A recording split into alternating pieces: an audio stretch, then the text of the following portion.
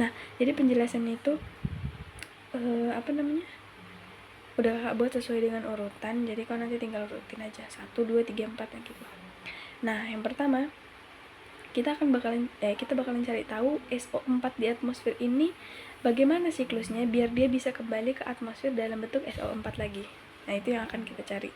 Itulah yang ada di siklus ini gitu. Nah, jadi siklusnya itu dimulai ketika SO4 atau sulfat yang ada di atmosfer itu bergabung dengan hujan dan melalui presipitasi atau curah hujan itu menghasilkan hujan asam. Kalau biasanya hujan air biasa itu nggak asam, nah ini kalau dia mengandung SO4 atau sulfat yang sangat tinggi, maka dia akan terjadi hujan asam. Nah, hujan ini kan jatuh ya ke bumi gitu. Nah, dia tuh bisa jatuh di darat atau hujan di darat, bisa juga dia jatuh ke laut. Nih, panahnya ke sini menjadi hujan di laut gitu. Nah, hujan asam tadi kan masih mengandung SO4. Nah, karena ada proses pemisahan ion, jadi dia tuh bukan SO4 lagi tapi SO4 2 negatif gitu. Nah, jadi hujan yang turun ke bumi itu menjadi ini gitu.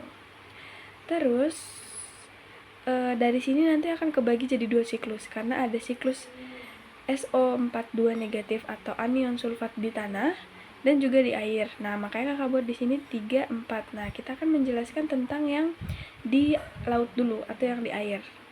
Nah, hujan yang tadi udah turun menjadi hujan di laut akan membuat air laut mengandung ini, si anion sulfat.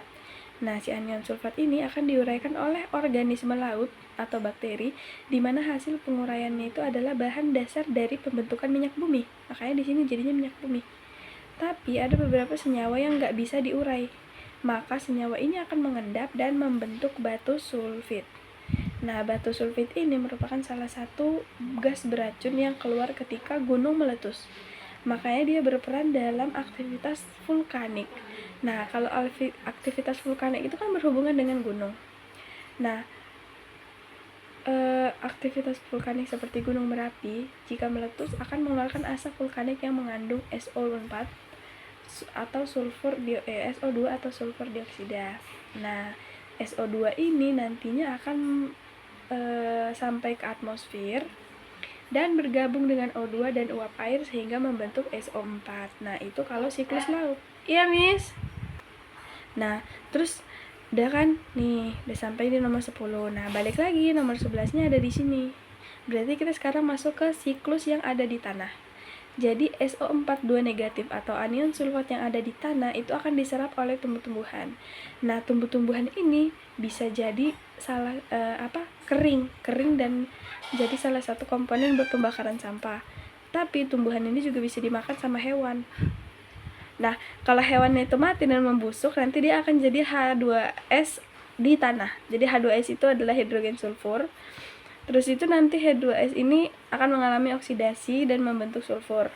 Kemudian akan dioksidasi oleh bakteri, menghasilkan SO4 atau sulfat. Nah, sulfat di tanah udah terbentuk nih. Nah, sulfat ini nanti akan direduksi oleh bakteri dan menghasilkan H2S di tanah. Nah, siklus ini tuh berulang lagi untuk yang di tanah.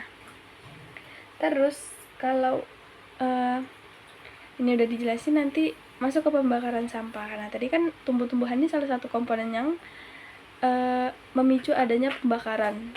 Dia tanaman kering.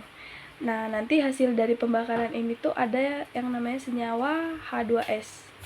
Sama kayak yang tadi yang di sini. Bedanya kalau ini hasilnya ada di tanah, yang ini hasilnya ada di udara. Nah, nanti hasil H2S ini bakal berikatan sama oksigen atau O2, kemudian membentuk SO2 atau sulfur dioksida di atmosfer. Nah, sulfur dioksida di atmosfer sama kayak siklus yang tadi, berikatan dengan O2 dan uap air menjadi SO4 di atmosfer. Gitu aja sih sebenarnya penjelasannya. Ini nggak bisa dihafal sih kalau kata kakak. Kamu mendingan pahamin aja siklusnya gitu. Nggak perlu harus sedetailin, yang penting kau tahu, oh SO4 2 negatif di tanah itu diserap oleh tumbuh-tumbuhan, baru tumbuhannya dimakan oleh hewan, baru hewannya mati, jadilah H2S di tanah gitu. Yang penting kau tahu hewan ini kenapa tiba-tiba panahnya kesini, oh dia ternyata mati dan membusuk. Misal kayak gini di laut, organisme minyak bumi gitu. Pasti bingung apa nih tiba-tiba gitu. Nah, penting kau ngerti, oh ternyata senyawanya ini diuraikan oleh organisme laut. Nah, hasil penguraiannya ini ternyata bahan dasar untuk pembuatan minyak bumi gitu. Sebenarnya penjelasannya itu ada di yang merah-merah ini sih. Nah, hujan di darat, hujan di laut, baru senyawa yang tidak bisa diurai akan mengendap. Makanya tuh dari sini tuh tiba-tiba ke batu sulfit gitu. Oke, prosesnya ini apa gitu. Dia yang perlu diperhatikan tuh yang merah-merah, yang tinta merah. Kayak dibilang kalau dibuat skrip dia panjang, makanya mending gambar.